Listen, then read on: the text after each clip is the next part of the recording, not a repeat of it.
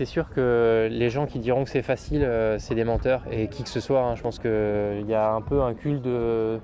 On ne dit pas qu'on a mal, alors je ne sais pas quel est l'intérêt de se positionner comme ça, mais c'est de toute façon des bateaux exigeants. Je veux dire, vu l'humidité, vu le bruit, vu l'exigence physique, voilà, à un moment donné, c'est dur pour tout le monde. Et Bilou, notamment, qui m'accompagne depuis le début dans ce projet, souvent un regard positif de la situation, mais c'est pas pour autant qu'il souffre pas.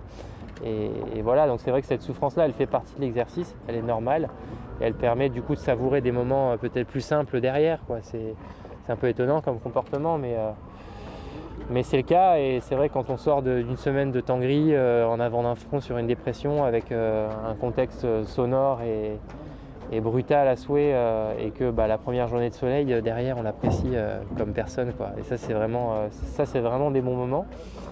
Et puis après il y a tous les moments de confrontation, quoi. C'est-à-dire que moi je sais que personnellement ce qui m'excite dans cet exercice c'est la compète, c'est la confrontation. C'est ce qui m'a permis d'ailleurs de vivre une très belle transat derrière, parce que j'ai eu cette confrontation-là avec Yann et puis Jean-Pierre.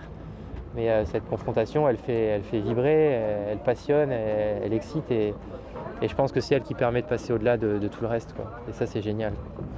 Je sais que j'ai été capable de finir devant Keguiner et Vierbach-Saint-Michel en partant 24 heures après eux. Donc toutes ces choses-là, tous ces petits détails, c'est des choses importantes pour moi, et c'est des choses positives. Donc voilà, ça a été non sans mal, hein, ça a été difficile parfois, voire souvent. Et aujourd'hui, je suis content d'avoir vécu cette difficulté-là, parce que je pense que ça me rend vraiment plus fort en préparation du Vendée Globe, quoi. Et ça, c'est important. Ouais.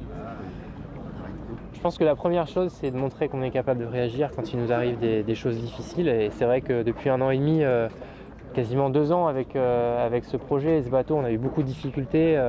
On a cassé le bateau à la Transat Jacques Vabre, on a essayé de rebondir sur la Transat B2B, on a toujours essayé de sortir la tête de l'eau face aux mésaventures techniques qu'on a vécues.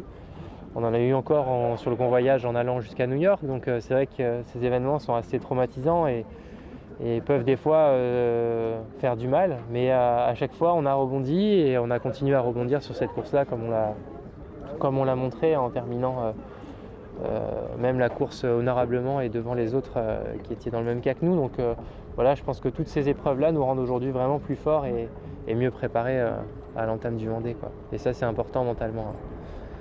Il a l'impact avec un ovni, on va dire, soit cétacé, soit... Ouais, que par exemple